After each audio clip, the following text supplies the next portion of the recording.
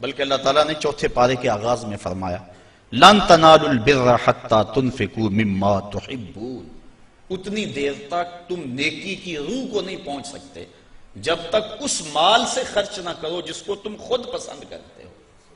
یعنی دو چیزیں، ایک تم دینا چاہتے ہو، ایک رکھنا چاہتے ہو، ایک اپنے لیے رکھنا چاہتے ہو.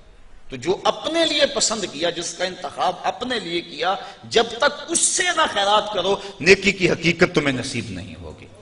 امام اعظم امام ابو حنیفہ کے دور میں ایک شخص مرنے لگا، اس کے پاس دولت بہت ساری تھی لیکن بچے چھوٹے چھوٹے تھے.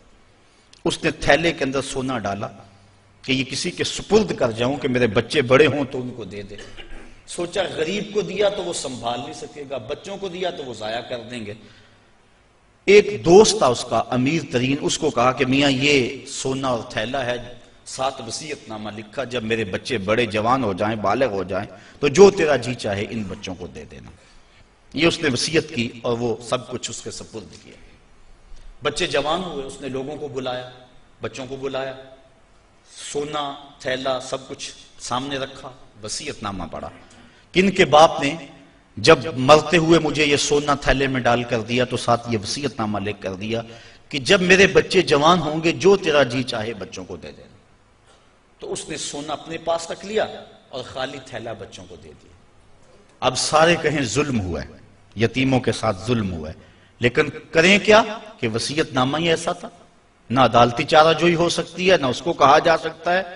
سارے کہیں ظلم ہوا. علماء سے پوچھا، کہا ظلم ہوا، لیکن کیا کہا جا سکتا ہے؟ وصیت نامہ کے اندر بات ہی ایسی تھی کہ اس نے زیادتی کی ہے اور سب کچھ خود رکھ لیا.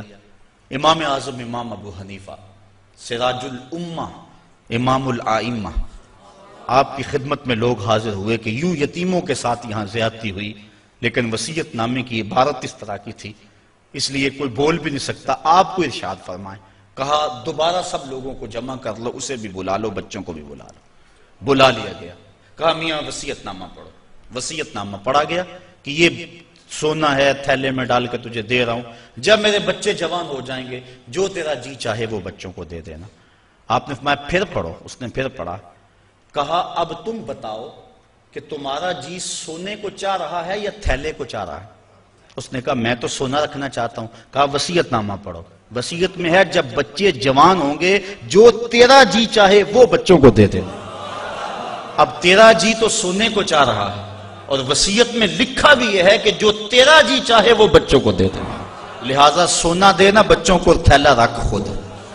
تو امام اعظم نے اس طرح ان یتیموں کی مدد فرمائی تو کہا لن تنالوا البر حتی تنفقوا مما تحبون، تم اتنی دیر تک نیکی کی حقیقت کو نہیں پہنچ سکتے جب تک اس کو تم اللہ کی راہ میں خیرات نہ کرو جس کو تم خود پسند کرو.